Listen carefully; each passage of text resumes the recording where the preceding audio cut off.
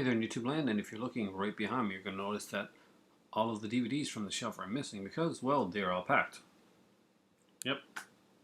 So all of my DVDs that are downstairs are all packed away, except for a couple of the big box sets that are put in a special place because they're going to be moved by hand. Stuff like The Walking Dead head, stuff like that. I really don't want to trust in a box. Anyway, that being said, I decided that I was watching a few videos. I watched Sparky Gerbil's Top 10 Companions video for Doctor Who, which was really awesome. I watched Emergency Awesome's video talking about Series 8 and some episodes you should watch if you're just coming into it. So I thought, why don't we just do an overview of Doctor Who? If you're a fan, then hopefully you'll get something new out of this. And if you haven't watched Doctor Who before, maybe this will get you to give it a try.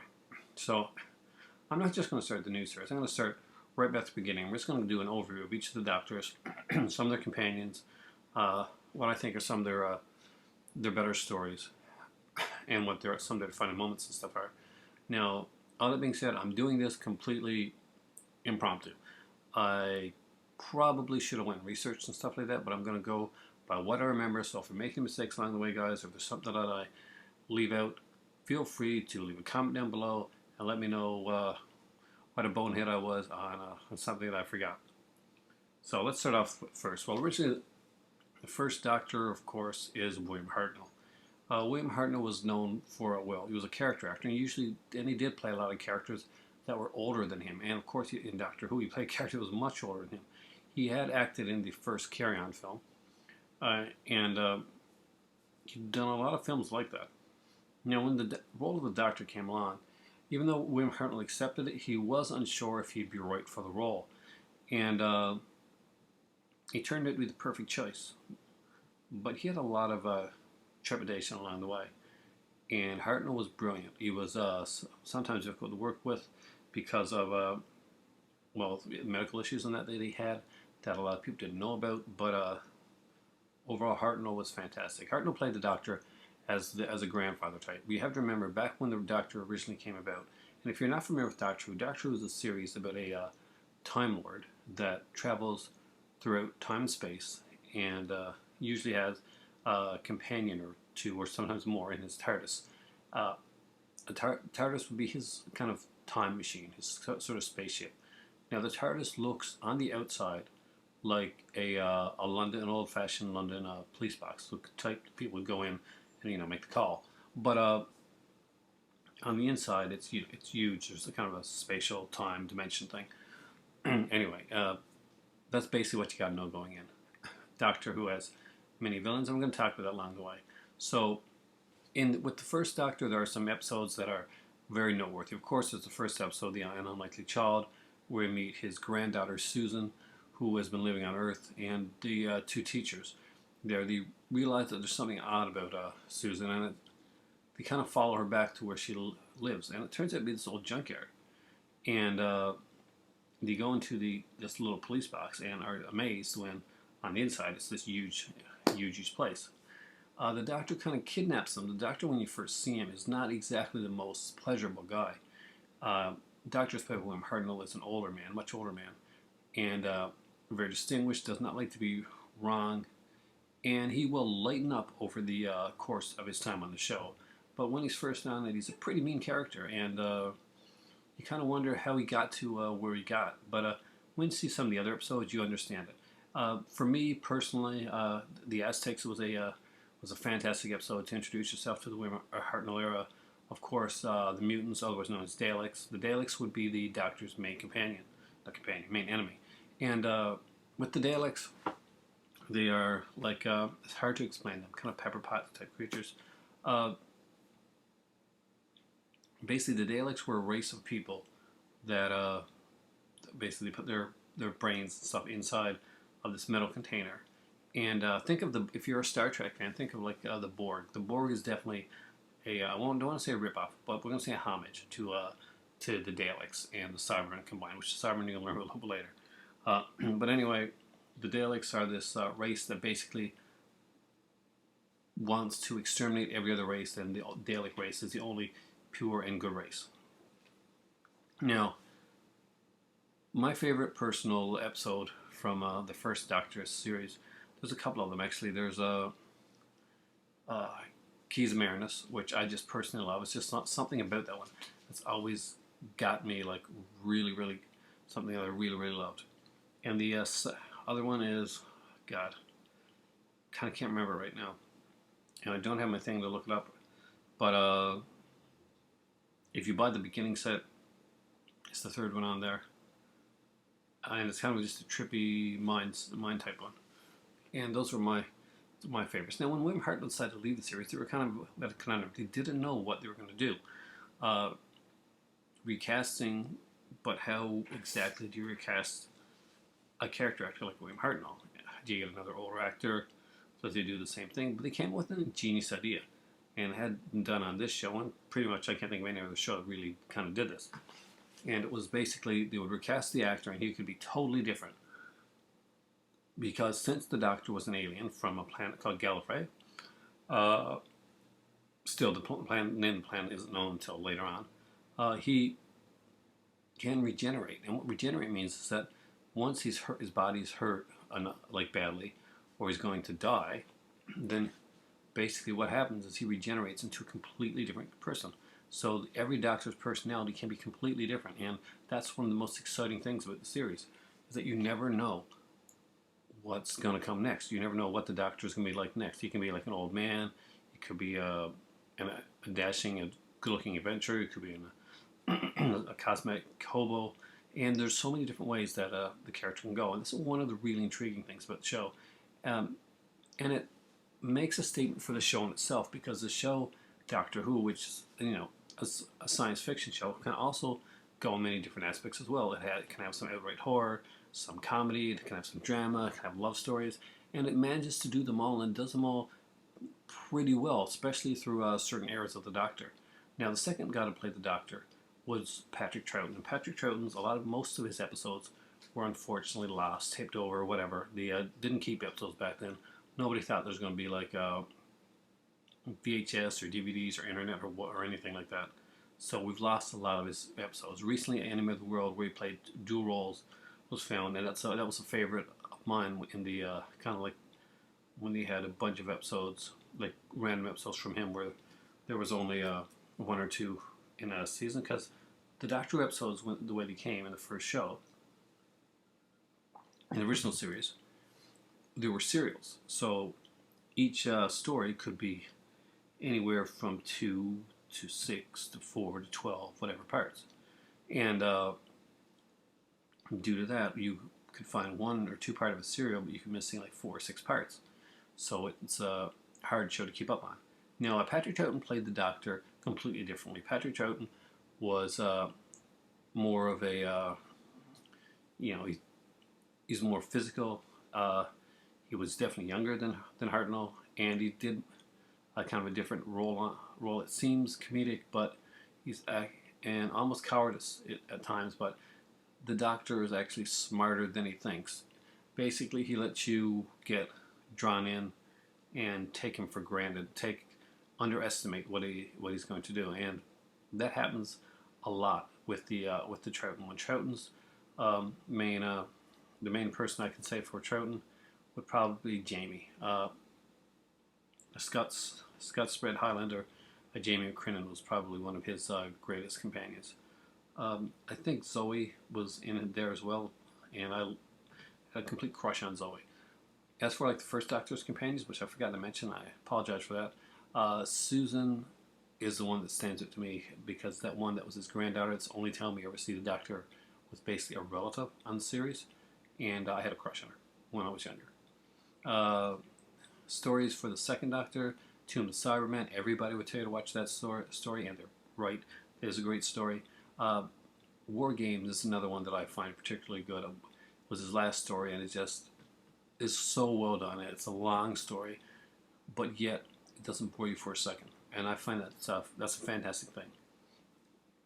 There's so many others for Patrick Troughton, and guys, feel free to drop in down here, put a comment down, suggest stories for me from the different Doctors, and for everybody else that actually watches this video. For the third Doctor, because Troughton's Doctor went in a different way. He didn't regenerate like normally. He was forced by a Gallifrey to regenerate.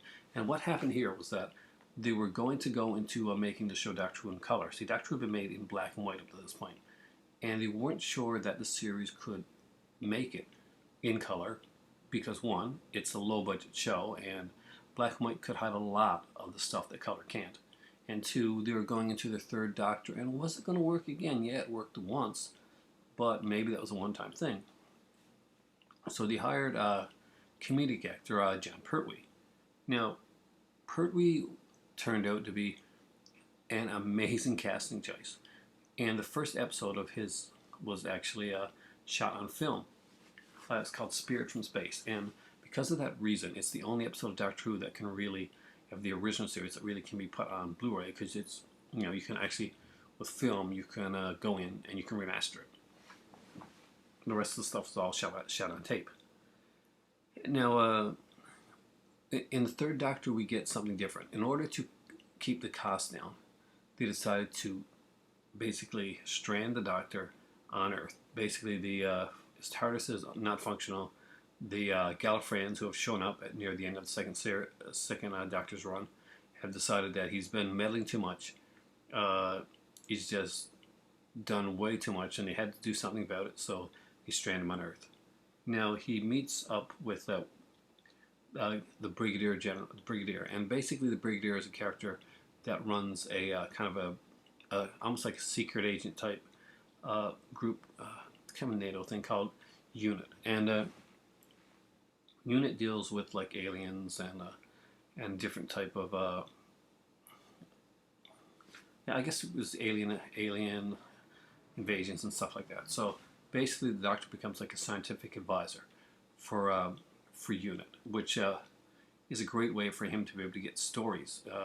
Because basically he's not going to different planets, and you can't have somebody invading every week. So this was a perfect way to have the Doctor become more of an adventure show. Now the series at this point becomes very much, in a lot of ways, especially when the second girl came in, when Joe Grant came in, becomes like an Avengers type show. Very much Avengers, very adamantium, just really cool stuff. And there's more gadgets, there's more James Bondy stuff. He wears like ruffled, like kind of, it's more of a foppish suit, and he's a dandy, as you would say. And this was when we get our first crossover, by the way, with the first three Doctors. And it's a pretty amazing thing. We also get to meet a renegade Time Lord by the name of Omega, who I would love to see come back again. He's only been in the series about 2 or 3 times. And in it, unfortunately, William Hartnett was really, really sick. So he had to shoot his scenes basically, I think it was from his house, sitting down. So you see him on the screen talking to do his lines. And that was because he was really sick at the time. It is a great show. And Troughton and Pertwee play off each other very well. But this is definitely Pertwee's moment to shine. And we would see more of these multi-Doctor stories along the way. And Three Doctors is one of the ones I will recommend to you. Pertwee's run on Doctor Who was very, very good. Barry Letts was the producer at that time, and he did some incredibly amazing stuff. The Daemons is a fantastic episode. One of my all-time favorite Doctor Who episodes. He did a couple interesting Dalek episodes. There's the Baladon stories. It's kind of almost political intrigue. Really great stuff. There's so much that I could recommend from John Pertwee, but we're going to go with that for right now. And we're going to get to the fourth Doctor. The fourth Doctor was played by Tom Baker. But Joe Grant and, well, I'll leave this other girl for the fourth Doctor. But Joe Grant would be the main one, I would say, for the companion for the third Doctor, John Pertwee. Now, Joe Grant was kind of like the younger, kind of like the first sexy companion that they would have in the series. Or that most people think of as like attractive and young and stuff. Now, the fourth Doctor would be very different. He would be played by character actor Tom Baker. And Tom Baker had been known mostly from, he did Sinbad, one of the Sinbad films, and he had played Rasputin in a film as well. Now, aside from that, what had Tom Baker really done? Well, he did some interesting stuff, but he just hadn't had a big break. This would be his big break. He would play the Doctor for the longest period of time. We would get to see a lot of like big villains come in. and or at least make their way in here. And a villain that I forgot to mention in the third one that I really have to mention is Roger Delgado's the Master. The Master would be a renegade Time Lord, like a bad guy, that would go up against the Doctor and basically try and like take the Doctor out. He was kind of a gentleman Time Lord, but he was very much the vicious guy. The Centaurans would come in the third Doctor as well, and just have some incredible stuff. So Centaurans were a warlike race, and they lived to fight and to think of the Klingons like now, and the Centaurans are like that except more vicious. Now, Series 4 would the fourth Doctor would bring in more villains and bring them all back.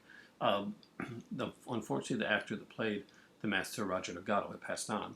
So Anthony Anley, another really good and eccentric actor, played the role of the Master. He did an extremely good job of it. But it was a very, very different Master. Very much some people consider him very pantomime. But I think he did a good job, and for what he had to do, it was really hard. Companions that stand out around this time were Sarah Jane Smith, who would be considered the best companion that Doctor Who ever had. And she was just amazing. Unfortunately, the actress that played her has passed on. If you're familiar with the Sarah Jane Adventures show, that's that character. She originated in Doctor Who, and she actually had a very successful program, a kids program that actually was more reminiscent to the early Doctor Who than the new series was, the kind of like the comeback series. Now, he fought them all. He fought Davros, and we get to meet Davros, who created the Daleks, and he is a fantastic villain. Trust me, you just got to check it. Genesis of Daleks, you definitely have to check out. It's one of the best. We get to see the Cybermen return, and the Cybermen have been in it for a while, but I just wanted to mention them here because I think there were some Cybermen episodes here.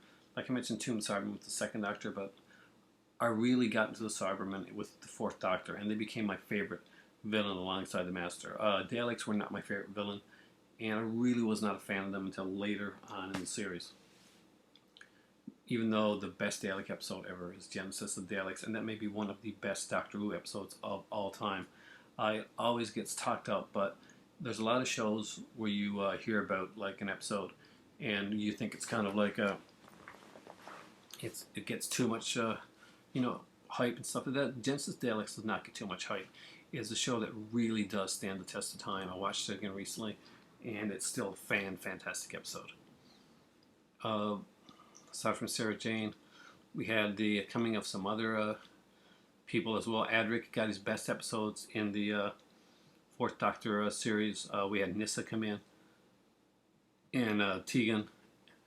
And Tegan's kind of like the mouthy Australian. Cute too, but she would become more important within the fifth Doctor. Now, the fourth Doctor played the series for so long, for 7 years, that he's pretty much indelibly linked with Doctor Who. Even though he did the voice as the narrator in Great Britain, and has done many other shows since then, even when The Simpsons, for instance, puts a Doctor Who cameo on their show, they usually go and animate Tom Baker with his long scarf, which he was known for. He had a long scarf, massive curls, huge teeth, and just a great character actor. Fantastic stuff. He stayed on the show for a long time. You actually got to meet the characters of Romana, and the first actress of Romana unfortunately passed on, and Romana too. That was basically a female Time Lord that was actually more versed and better than the Doctor at what she did.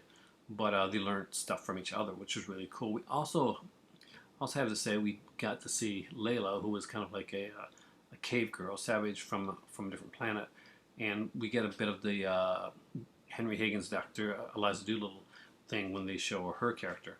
One of the great episodes that she got to do was the Towns of Wing Chang, and of course, was it Ghostlight? I think Ghostlight was another. Is it Ghostlight? I'm not sure. That may be a seventh Doctor episode. Anyway, it's all set in a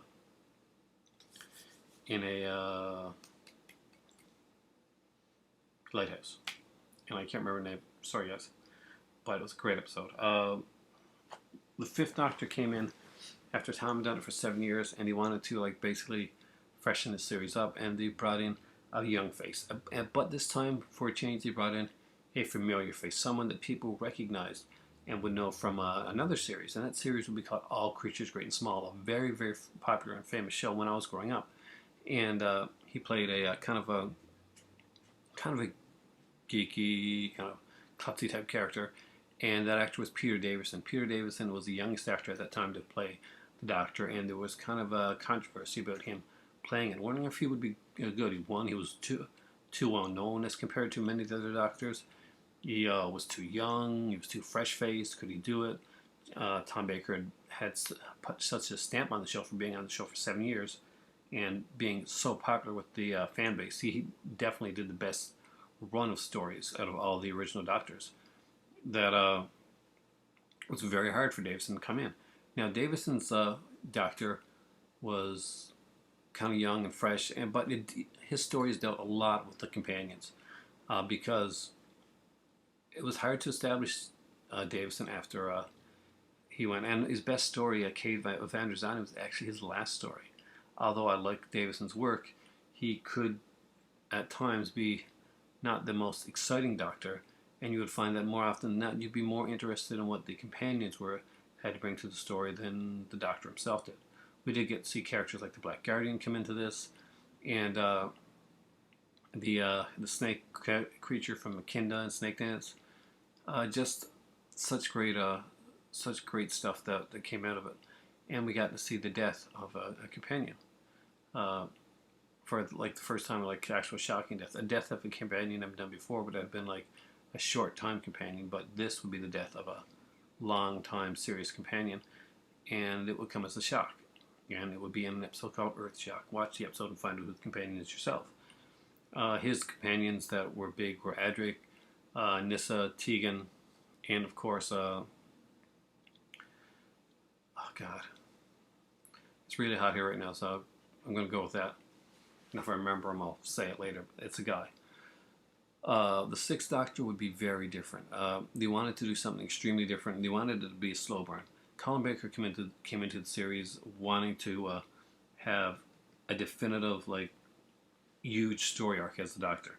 So they invested a lot of time and energy in making Colin Baker's Doctor not exactly the most likable Doctor. But that was okay because he had an arc that they were going to run through and to kind of like change the way that he was. They had certain ideals and ideas that they were going to go with. Unfortunately, around this time, Doctor Who was getting a lot of criticism, and behind the scenes, there's people like Michael Gray at the BBC that were really trying to get the show cancelled. And rumors were because, well, his wife didn't like the show. And he actually did manage to get the series taken off the air for 18 months.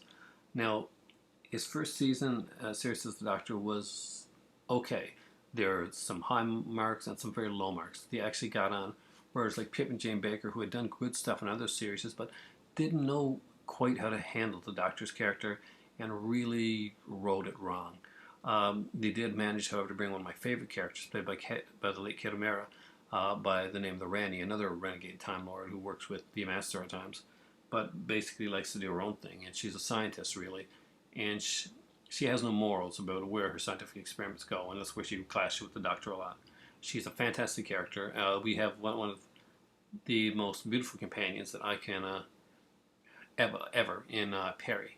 And Perry wears a lot of crop tops, and she's just Google Doctor Who Perry. She's gorgeous. A lot of swimsuits and stuff like that. She was a gorgeous one, and she had to actually pretend to have an American accent because she was the American Doctor Who companion. Now, he didn't get to stay on as long as most, and he was forced out of the series, something that didn't go well. So unlike all the other Doctors, he would not come back to regenerate unless he could have a proper last series to bring the regeneration to where it should be. That didn't happen, and he was forced to go out early. The last series he did was called Trial of a Time Lord, and there's a box set for that, and I highly recommend the box set. There's some great features on that as well. It talks about the tumultuous time where you got to play the Doctor. You actually get to hear the music video. They did a music video when Doctor was off the air for 18 months. It's worth checking out. But Trial of a Time Lord is one of those box sets that I would recommend anybody that's going into the classic Doctor Who series. Now we would have our last Doctor, the seventh Doctor, Sylvester McCoy. Now, Sylvester McCoy, like kind of like Troughton, was a very physical actor, and the first season that he played the Doctor really didn't go that well. He played him with a famous actress on stage by the name of Bunny Langstrom. And Bunny Langstrom is a good actress. She was just stuck in a bad role, where basically all she had to do was scream. And her character was introduced to be stronger than that, but it didn't work out that way. And even though the actors had chemistry in real life, it didn't really come across as well as it should have in the series. Luckily, her character was taken out of the series to bring in a younger character to get a new audience by the name of Ace. And Ace is kind of she's an explosives expert. She's young. She's rebellious. She calls the Doctor Professor. And this would go on until the end of the series. It would be a fantastic show. And I gotta say, I loved Ace and McCoy's episodes as the Doctor. It was very dark. And drive me at the wall. Cats. It was a very dark Doctor that I really liked where they're going. There's some kind of mysterious aspects to it. And as for what episodes to watch, watching his run with Ace. But if I had to pick ones in particular, the very last episode, Survival, is pretty good. Happiness Patrol? My God, I can't remember that episode saved my life right now. It's been a long day and I've been moving a lot of boxes, obviously, as you can tell from up there. Next up, there would be a one-off, a TV movie, an American movie, that was kind of co-produced between Fox and Great Britain. This thing at BBC. They would make a pilot for a new Doctor Who TV series, and they would have a fantastic actor, again another great character actor, had a small role in the movie Alien 3, and but I knew him from a movie called Paper Mask, which I highly recommend. It's a really fun movie, very different, kind of dark, kind of a thriller, and he became the newest Doctor. He wore a gothic style wig because he had his head recently shaved for Aliens, and his Doctor was actually extremely good. Only problem with it was that the Master was played by Eric Roberts, and not well done, actually. Very over the top. Love Eric Roberts, but wasn't a great role for him. And overall, the movie was okay. Did great in England, but didn't do well at all in North America, unfortunately. Probably did better here than did over in the U.S., because the U.S. did not know the Doctor Who series that well at that point. And it's just unfortunate. The series that wasn't made, but it was going towards what the series would become. Now, a few years later, Doctor Who would come back, and it would be brought back with a fantastic actor. Again, another character actor, but a very famous actor at the time. Kind of, famous for certain roles. That would be Christopher Eccleston, who had done movies like Shallow Grave and 28 Days Later. He usually played a lot of different and unique roles, and this was a very different, unique role. He brought the Doctor back, and he brought him back with a bang. Christopher Eccleston was obviously an amazing, incredible Doctor. And he had a fantastic companion with Billie Piper. Billie Piper had been on a soap opera, and she'd been a TV, she was kind of a singer, a pop star. So people were kind of surprised to see her come on to the series Doctor Who, and it was rumored that there was going to be romance in the Doctor Who series. Now, you got to understand, from 1963 to 1989, Doctor Who ran with zero romance. Basically, he was an alien, and people came in the TARDIS, but adventures went on, and no hanky-panky in the TARDIS was one of the big things. Now, Christopher Eccleston unfortunately decided to only stay for one series, but he did an amazing job within that series of establishing the Doctor and bringing him back. It became an event to watch Doctor Who again, and more of an event than it was when I was young. When I was young, you watched Doctor Who, it was a pretty geeky thing, but now it was coming out, everybody was watching Doctor Who. Everybody was finding who the Daleks were. Everybody wanted to find out what other characters would come into the series, what other actors would come onto it. You would get famous actors like Simon Pegg come onto the show, and which is fantastic. For the first series of Doctor Who, of the new one, I would have to say Dalek for sure, probably one of the best, and The Doctor Dances, The Empty Child. Those would be the ones that I would go with if I was going to say top ones for that season series. And they brought in another character by the name of Captain Jack Hartnett, who would also become extremely popular and get his own series called Torchwood, which I will talk about in another video. Now, the second series came up and they needed a new Doctor. Luckily, they'd found a fantastic actor by the name of David Tennant, who did a lot of kind of romantic roles. He did shows like Casanova, and he seemed like an odd choice at first, but Tennant threw himself to the role of the Doctor, and he became the Tom Baker of this era. He really embodied the role of the Doctor, took it completely seriously, did a fantastic job, and was just such a great, great actor. Loved every second of his work on the series Doctor Who, and he had some great stuff. His companions, of course, were Billie Piper, of course, who he went full on with the romantic relationship, and really made it believable, made it work. He got to have Martha, who would be on it for one series, and she would be fantastic. But she would go on to be in Law and Order UK, as well as the Carrie Diaries, which was I think it was a CW show, kind of like a prequel to Sex and the City. I never watched it, but for her, I might watch it. Now, he ran on the show for a long time. We got to see characters return. The Daleks got to return. We got to see the return of Davros. We got to see a really crappy version of the Cybermen come into the series, and I have to say I've not seen a good Cybermen episode since the restart of the show. We got to see Sarah Jane make her triumphant return with K9, the robotic dog companion from Tom Baker's era, and it was fantastic, and he did such a great job. And he never wanted to leave, but it came to a point where if he didn't leave, this is what he would be doing, and he would never done the shows they did afterwards, like Broadchurch, which is extremely popular right now. It's very much like the Killing type of series. Now, Tennant was more romantic. He was a good-looking guy, and he could pull off very quirky humor and did extremely well. I actually have the Tennant coat. Abby Shat does these expensive, really cool Doctor Who replica coats that cost a lot of money, but they look really, really good, and they're actually coats that you can wear on a regular basis. And I have the 10th Doctor David Tennant coat, so yeah, the long one. If you know the series, you know exactly what I'm talking about. Now, he would go on to play it, and then we would get another Doctor that a lot of people hadn't seen before, but had worked with Billie Piper. And before I go on, I got to mention Catherine Tate. Catherine Tate was the best companion that came of the David Tennant era, because there was no romance, there was nothing. She was just a fun Doctor companion. She was much like Sarah Jane Smith in the fact that she was his best friend. And she could punch him or hit him, and they could tell each other off. And it's really cool. It's a very different dynamic from the Billie Piper's Rose, who was romantically linked, to Martha, who had eyes for the Doctor, to Catherine Tate's character, who just wants to slap him. And she did an amazing job. They brought a lot of the companions in. We got to see Captain Jack Harkness come back as well. We got to see Billie Piper disappear and be brought back. Just some amazing stuff. So we also got to see the Master come back. And the Master came back in the most masterful way possible with the actor John Sim.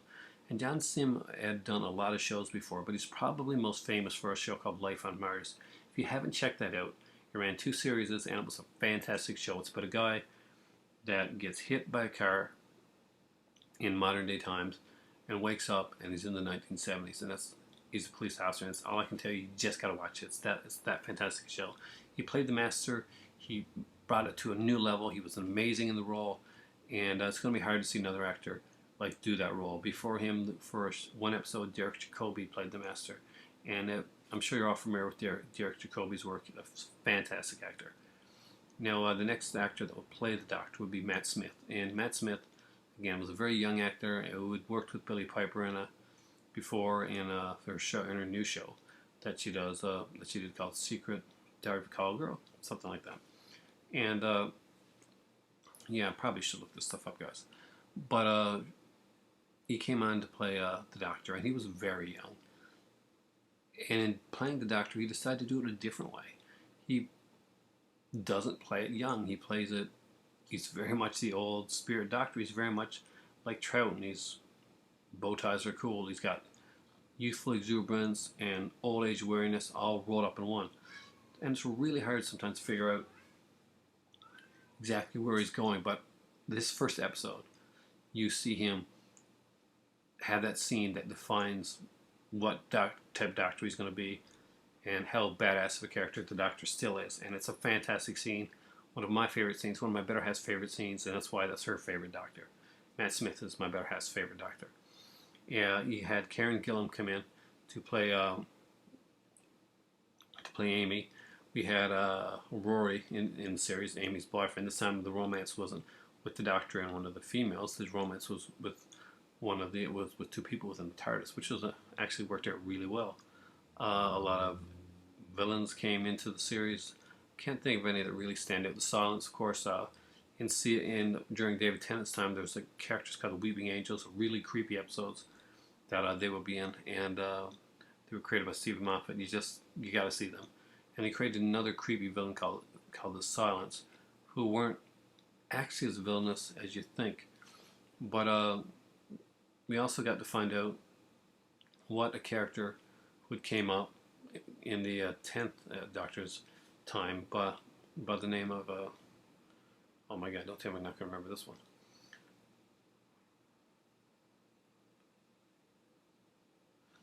I'm not going to remember this one at all, am I? The Doctor's wife.